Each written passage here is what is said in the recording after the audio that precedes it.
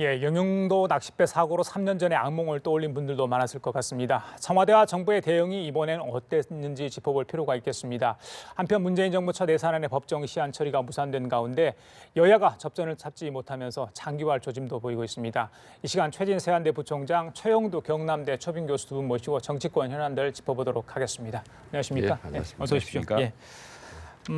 잠시 전에 문재인 대통령이 수석보좌관회의를 했습니다. 어제 있었던 낚싯배 관련해서 희생자를 애도하고요. 국가의 무한 책임을 강조를 했습니다. 그러면서 어제도 마찬가지였지만 굉장히 신속하게 문재인 대통령이 대응하는, 지시를 하는 모습도 이제 국민들이 좀 지켜봤을 텐데 과거에 그런 안 좋은 일들이 굉장히 많았었기 때문에 이번에도 여러 가지 국민들은 관심을 가지고 지켜볼 수밖에 없었습니다. 네. 정부의 대응 어떻게 보셨어요? 국민들도 그렇고 언론들도 그렇고 과거 상황 대처를 이렇게 비교를 많이 하는 것 같아요. 보면 근데 참 이번은 긍정적으로 봅니다. 대통령이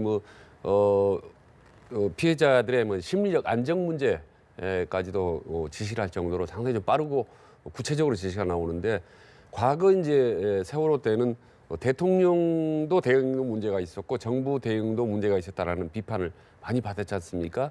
이번 같은 경우는 이제 대통령은 상당히 신속하게 잘했고 정부나 실무선에도 잘했지만 여러 가지 좀 허점들이 좀 나오지 않았습니까? 예, 그래서 과거에는 이제 위기관리센터를 대통령이 가는데 박근혜 대통령 8시간 반이 걸렸는데 이번에는 문재인 대통령 한 3시간 정도 걸렸다. 그래서 훨씬 2배 이상 빠르게 신속하게 대응했다라고 이제 언론에서도 비교 분석을 하는데 다만 보면 과거 역대 대통령도 그렇지만요. 대통령이 아무리 신속하게 대응을 해도 실무선에서 정부에서 잘못하면 그렇죠. 그 불똥이 대통령이 튑니다. 그게 이제 일종의 이제 심리적 불똥인데 이런 불똥이 튀지 않도록 대통령뿐만 아니라 이제 밑에 실무선에 가서 일치 단계에서 아주 빠르게 속도 있게 이제 대응을 해야 되죠. 예, 정치권은 어제 사고 관련해서 어떤 얘기를 했는지 좀 들어보고 가겠습니다. 예, 들려주십시오.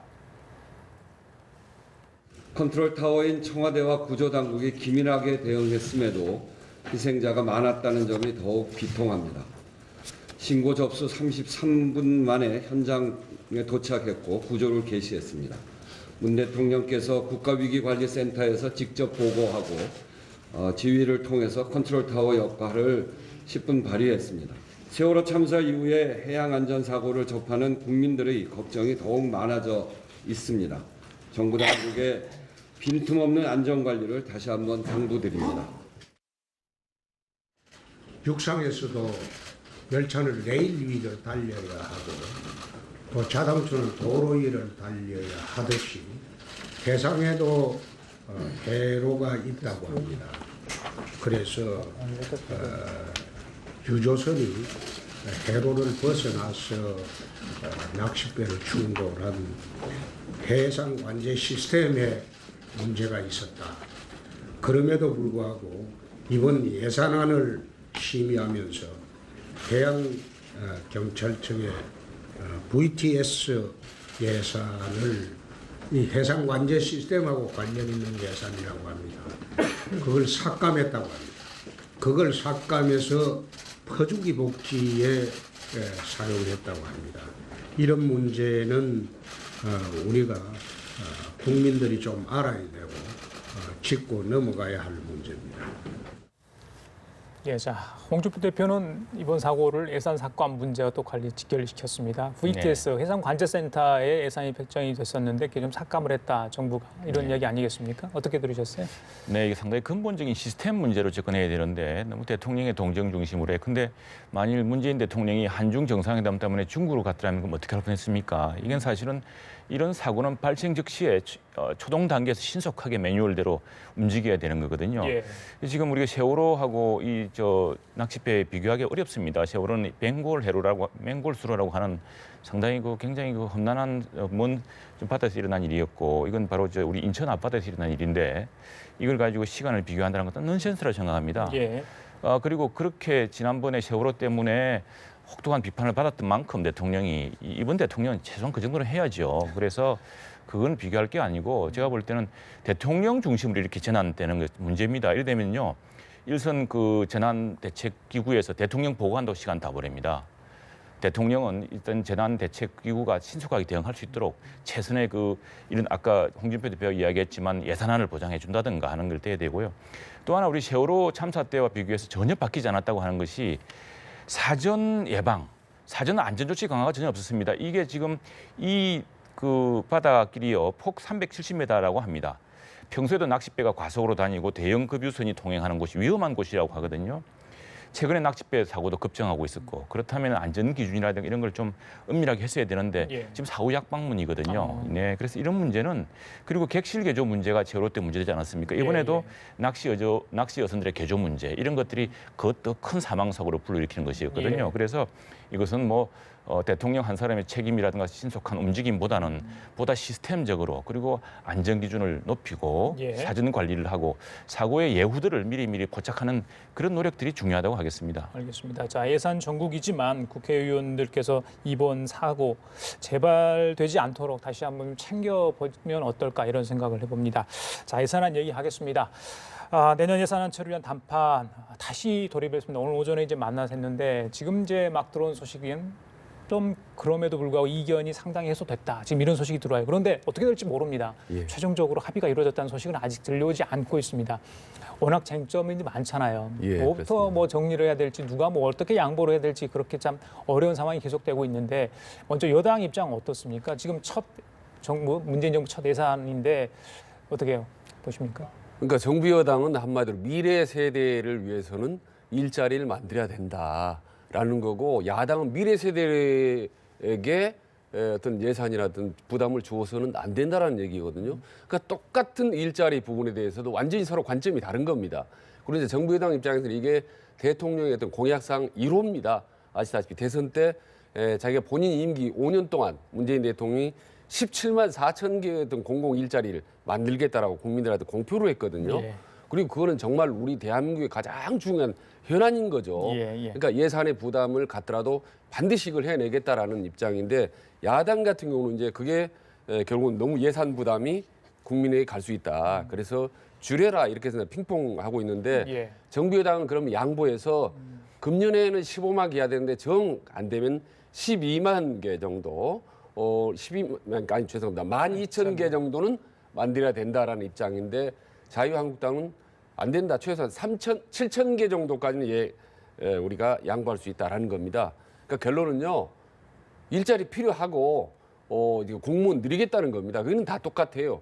다만 이제 숫자를 가지고 서로 이제 차이가 있기 때문에 예. 이 부분은 서로 이제 핑퐁의 어떤 게임을 하고 밀고 당기를 하면서 저는 결론적으로 어떤 합의점이 모색이 될 거라고 봅니다. 사실. 예, 알겠습니다. 자, 지금 화면 보시면요. 민주당은 1,500명, 그리고 한국당이 한 7,000명 정도 되고요. 국민의당이 한 8,600명으로 다시 지금 제안했다 이런 소식이 오전에 들려왔습니다. 자, 이게 숫자 방금 얘기를 하셨는데 여당 쪽에서도 좀 양보를 해야 되지 않는 게 야당의 강한 주장인 것 같아요. 근데 일부에서는 여소야대 정국은 뻔한데 좀 여당 쪽에서 치밀하게 좀 전략을 예산안 구상을 해야 되지 않았나. 사실은 심의할 기간도 그렇게 많지 않았지 않습니까? 네네. 그래서 좀 여당이 실수를 한 거 아니냐 이런 비판도 있던데 그 부분은 어떻게 보세요? 네, 우선에 지금 여당이 민주당이 지금 다수당이 아닙니다. 국민의당의 협력 그리고 한국당의 협력이 없이는 국회의 의결 정족수를 채우기 힘들죠. 근데 이제 이런 여소야대 국면이라고 한다면은 여당이 좀 더 눈여겨봤어야 될 대목은요. 예. 이게 대통령 1호 공약이라고 다 밀어붙일 수는 없는 겁니다. 대통령 1호 공약도 잘못될 수가 있고요. 과거에 우리가 박근혜 정부, 이명박 정부 때 많이 비판했던 게 뭐냐면은 대통령 지시라고 여당은 아무 역할도 못하느냐, 여당은 무슨 거수기냐 이런 비판이었습니다. 근데 이명박 대통령 때 4대강 끝까지 하려고 그랬거든요. 그때 여당 내부에서도 그래서는 안 된다라는 주장이 있었습니다. 그랬다면은 여야가 그렇게 되지 않았을 테고 박근혜 정부 때도 마찬가지 현상이 있었을 거거든요. 그렇다면은 이번 정부 특히 소통을 중시하는 만큼 대통령 청와대가 반드시 오를 수는 없습니다. 예. 그리고 여소야대가 있고 다음에 이 야당이 걱정하는 게 이런 겁니다. 근데 국회 예산정책처가 시뮬레이션을 해보니까요. 예. 지금 대통령 공약대로 17만 4천 명을 5년 내에 늘릴 경우에는 30년간 소요되는 예산이 327조라고 합니다. 우리나라 올 총 예산이 400조거든요. 공무원 한 사람 늘리면은 30년간 급여, 연금 늘어납니다. 또 하나 걱정하는 것은 전문가들이 이야기하고 있습니다만 어제 이현재 부총리도 그런 이야기를 했습니다. 앞으로 공무원 일자리가 상당히 많이 조정이 될 겁니다. 우리 AI라든가 또 로봇이라든가 이를 예. 통해서요. 또 여러 가지 일자리의 성격이 바뀔 것이거든요. 그런데 이렇게 경직성 일자리를 늘리는 것이 우리 예산이 뭐 펑펑 쏟아지는 화수분이라면은 그렇게 할 수도 있겠습니다만 한정된 예산으로 국방에도 써야 되고 이렇게 안전 예산을 써야 됩니다. 정작 공무원 예산 늘린다고 해놓지만은 김동철 그 국민의당 원내대표에 따르면은 119 특수구조대는 25명밖에 안 늘었다고 합니다. 그렇다면 이게 도대체 어떻게 된 건지 이런 문제에 대해서 야당은 의구심이 있을 수밖에 없고 예. 이런 문제는 좀 철저히 따져야 될 것 알겠습니다. 같습니다. 추미애 대표하고 정우택 원내대표가 예산안 관련해서 어떤 얘기를 했는지 오늘 오전에 나왔던 얘기입니다. 듣고 가시겠습니다. 2014년 선진화법 시행 이후 처음으로 예산 처리 시한을 지키지 못했습니다. 국민의 영혼이 담긴 예산안을 제때 통과시키지 못한 것에 대해서는 국민 여러분께 송구하다는 말씀을 먼저 드립니다. 야당은 예산안 처리가 정부와 집권당의 요구가 아닌 국민의 요구임을 분명히 인식해 주실 당부드립니다. 문재인식 퍼주기 예산, 문재인식 주목구구식 공무원 증원 문제 이런 것들이 여야 간의 원만한 타협을 이룰 수가 없어서 불가피하게 선진화법에 약속되어 그동안 잘 이행돼 왔던 법정 시한을 지킬 수 없게 된 데 대해서 국민 여러분께 송구스럽고 대단히 안타깝게 생각을 합니다. 국민의 세금을 아껴 쓸 수 있도록 정부를 촉구하고 또 건전 재정이 유지되도록 이렇게 하는 것도 우리 국회에서 당연히 해야 될 일이라고 생각합니다. 제 기억에도 정부 예산안이 법정 기한 안에 처리된 기억이 없습니다. 그만큼 힘들고 다만 반드시 또 처리가 됐었습니다. 예. 그렇기 때문에 지금 여야가 아주 치열하게 대립하고 있는데 핵심이 이제 공무원 일자리인데요. 조금 전에 이제 화면에도 나왔습니다만요. 사실 유심히 들여다보면 큰 차이는 없습니다. 왜냐하면 야당은 원래 좀 낮게 잡고 정부 여당 좀 높게 잡기 때문에 저기 실질적으로 협상에 들어가면요 적당하게 절충점이 좀 보이리라고 봅니다. 그리고 국민의당 같은 경우 보면요 8천 내지 9천 명 아니겠습니까? 민주당하고 상당히 근접합니다. 거기다가 또 국민의당 얼마 전에 KTX 고속철도가 무한 공항까지 또 접근하는데 또 합의를 했지 않습니까? 더불어민주당하고. 그래서 정책 공조를 상당히 해왔기 때문에 이번에도 상당히 더불어민주당 쪽하고 합의할 가능성이 높다라는 부분이고 그리고 야 3당이나 정부라 보면 이 공무원 일자리는 부분이 민생과 직결된 부분이기 때문에 예. 그냥 마냥 말이죠. 서로 자기 입장만 주장하기는 힘듭니다. 그래서 저는 어떤 형태로든지 예. 이 공무원 일자리가 협상이 되고 곧바로 정부 예산안도 바로 빠른 시일 내에 예. 저는 여야가 타결이 될 거라고 봅니다. 그리고 방금 이제 호남 민주당하고 국민의당 얘기를 하셨는데 오늘 이제 두 당의 원내대표가 아침에 조찬 회동을 했었죠. 예. 한국당에서 좀 서운했나 봅니다. 자리를 갖지 못해서. 근데 지금 보면 국민의당이 지금 캐스팅 보트를 쥐고 있기 때문에 민주당과 공조를 하면 이번 예산안도 쉽게 통과될 거다라고 생각하는 분도 있는데 안철수 대표는 절대 민주당의 이중대 역할 절대 없다. 뭐 이런 식으로 강하게 지금 나오고 있는 상황 아니겠습니까? 국민의당 역할은 어떻게 보세요? 지금요 자유한국당하고 국민의당이 서로 의심합니다. 서로 지금 이중대가 되지 않을까 서로 걱정하고 이중을 하고 있는데 예. 이제 문제는 국민의당의 페이스인데 국민의당이 지금 안철수 대표 그런 얘기를 했지 않습니까? 자기는 기득권 정당의 철옹성에 끼어 있다 중간에 이렇게 얘기를 하는데 사실 그 중간에서 본인의 입장, 국민을 향한 정확한 입장만 표시명하고 보면 가면 되는데 예. 그때 상황에 따라서 이리저리 옮겨가다 보면요. 이중대 소리를 듣지 않을 수가 없거든요. 예. 그러니까 이런 민생면 문제에 관해서는 정치적인 어떤 계산을 하지 말고 바로 그냥 가면 되는 겁니다. 근데 이 부분 일자리는 정말 아주 민감한 민생이라든 어떤 정부 정책과 직결된 부분이기 때문에 저는 예. 이 부분은 또 상당히 더불어민주당하고 좀 함께 공조를 하지 않을까라고 전망을 합니다. 알겠습니다. 예, 이 국민의당의 이게 지금 뭐 이중대 국민의당에 사실 보면요 지금 중진들이 많습니다. 이 노무현 문재인 정부 때 그 큰 장관을 하시는 분들도 있고 또 경제를 좀 아시는 분들입니다. 그래서 김동철 원내대표의 경우도 보면 그런 이야기 하지 않았습니까? 지금 또 하나의 쟁점은 법인세입니다. 그 최저임금에 대한 그 최저임금 인상이 내년에 16.4% 되지 않습니까? 그러다 보니까 이 중소기업들이 지금 임금을 올려주기 힘들거든요. 그래서 세금으로 그걸 보전해 주겠다는 게 지금 3조 원입니다. 3조 원인데 김동철 원내대표 이런 이야기를 합니다. 기업 임금에 정부 세금을 투입해 주는 이게 근본적인 문제가 있는 겁니다. 이렇게 막 질 수 있는 것이냐 원칙의 문제죠. 그래서 이 경제를 아는 관료들이 지금 여기 문제에 대해서 지금 문재인 대통령 그리고 청와대 여당의 지금 경제 운영 방식이라든가 예산 예. 방식에 대해서 예. 이의를 제기했고 이것은 또 호남 내에도 광주 전남북에서도 상당히 좀 중도 표심 어떤 국정을 좀 이해하는 이런 분들에 대한 그런 표심을 의식하고 있고 본인 스스로가 예산을 잘 해본 분들이기 때문에 예. 이 원칙의 문제에 대한 또 그 입장도 있다고 생각을 합니다. 알겠습니다. 예, 자, 안철수 대표 얘기를 하셨으니까 두 분께서 오늘이 이제 취임 100일이 됐다고 합니다. 지난번에 이제 전당대회에서 당선됐던 게 엊그제 같은데 100일 글쎄요. 안철수 대표는 개인적으로 어떤 얘기를 했는지 모르겠습니다만 기자간담회에서 특별히 언급할 얘기가 하나 있었던 것 같은데 그 얘기 좀 듣고 가겠습니다. 예, 들려주십시오. 정말 치열하게 달려온 지난 100일이었습니다. 저는 사실 지난 5월 대선에서 패하면서 많은 부분 느끼고 생각했습니다. 당이 처한 구조적인 한계 그리고 한국 정치 구도를 볼 때 이대로 안 되겠다고 생각했습니다. 기득권 양당 철옹성을 깨지 못한다는 건 곧 국민의당 생존과 직결되어 있습니다. 박제화된 정치 이념에서 벗어나야 합니다. 한국의 보수는 경제를 발전시켰지만 국가기관의 정치 개입 같은 국민의 정치적인 자유를 침해하고 한국 민주주의에 상처를 내는 중대한 과오를 범했습니다. 한국의 진보는 운동권과 결합해서 민주화에 기여했습니다만 시대착오적인 반미 민족주의와 완전히 결별하지 못하고 안보 불안을 일으키고 있습니다. 예, 국민의당 지지율도 문제지만 이 중도 통합 관련해서 굉장히 흔들리는 모습이거든요. 네. 100일 어떻게 보셨으며 또 앞으로 국민의당 어떻게 될 것 같습니까? 지금 화면에 인터뷰로 내용은 안 나왔습니다. 그러나 전체적으로 쭉 오늘 기자회견을 보면요. 예. 과거에는 상당히 자강론을 주장했다면 지금 외연 확대를 많이 주장하고 있어요. 그리고 안철수 대표가 지금 오늘 4대 개혁 과제를 내세웠는데요. 그게 이제 양당제 극복, 그다음에 두 번째가 지역구도 극복, 세 번째가 정치 이념 극복, 네 번째가 이제 정치 세력 교체인데 이게 비슷한 말입니다.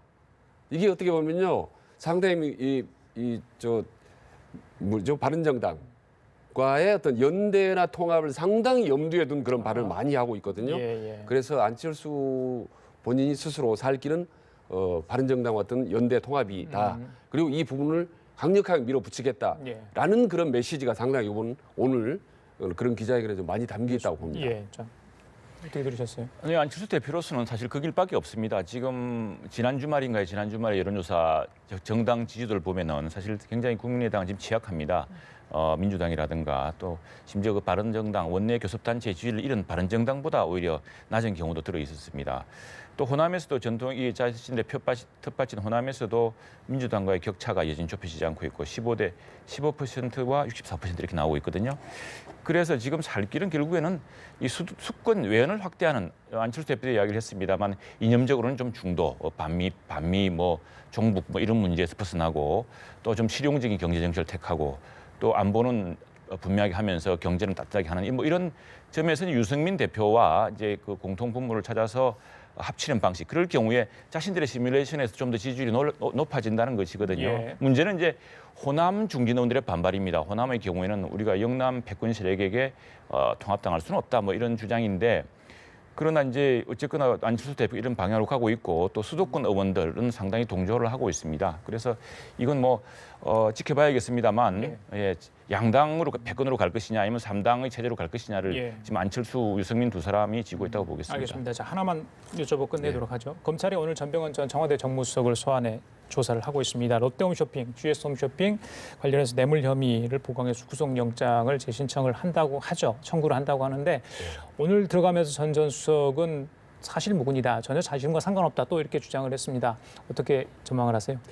그러니까 영장이 기각된 이제 9일 만에 다시 소환했지 않습니까? 그런데 그거는 이제 검찰이 그만큼 전병헌 전 수석에 대해서 이제 상당히 좀 압박 내지는 어떤 나름대로 이제 수사를 하고 있는 건데 오늘 보면요 상당히 좀 처음보다는 상관없는 뭐 이런 표정들을 보면 좀 자신감이 있어 하는 듯한 그래요? 그런 느낌을 받고 예. 또 하나 이제 보좌진 이제 4명이 구속됐지 않습니까? 그런 점에서 상당히 위험하다고 볼 수 있지만 또 그중에 이제 한 명이 구속적 부심에서 좀 석방이 됐습니다.